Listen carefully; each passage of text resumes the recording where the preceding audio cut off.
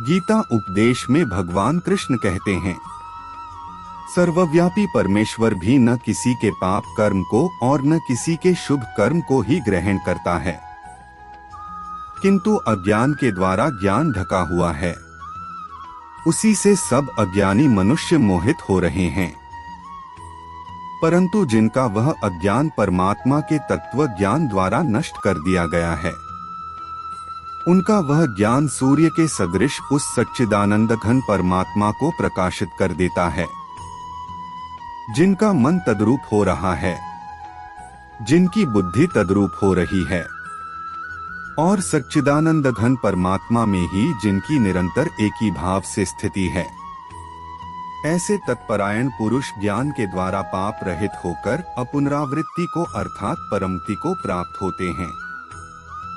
वे ज्ञानी जन विद्या और विनय युक्त ब्राह्मण में तथा गौ, हाथी, कुत्ते और चांडाल में भी समदर्शी ही होते हैं। जिनका मन संभाव में स्थित है, उनके द्वारा इस जीवित अवस्था में ही संपूर्ण संसार जीत लिया गया है, क्योंकि सच्चिदानंद घन परमात्मा निर्दोष और सम है। इससे वे सच्चिदानंद घन परमात्मा में ही स्थित हैं। जो पुरुष प्रिय को प्राप्त होकर हर्षित नहीं हो और अप्रिय को प्राप्त होकर उद्विग्न न हो, वह स्थिर बुद्धि, संशय रहित ब्रह्मवेत्ता पुरुष सच्चिदानंद घन परब्रह्म परमात्मा में एक ही भाव से नित्य स्थित है। बाहर के विषयों में आसक्ति रहित अंतःकरण वाला साधक आत्मा में स्थित जो ध्यान जनित सात्विक आनंद है, उसको प्राप्त होता है। तदंतर वह सच्चिदानंद घन परब्रह्म परमात्मा के ध्यान रूप योग में अभिन्न भाव से स्थित पुरुष अक्षय आनंद का अनुभव करता है। जो ये इंद्रिय तथा विषयों के संयोग से उत्पन्न होने वाले सब भोग हैं, यद्यपि विषयी पुरुषों को सुखरूप भासते हैं, तो भी दुख के ही हेतु हैं और आदिअंत वाले अर्थात अनित्य हैं। इसलिए हे अर्जुन, बुद्धिमान विवेकी पुरुष उनमें नहीं रमता।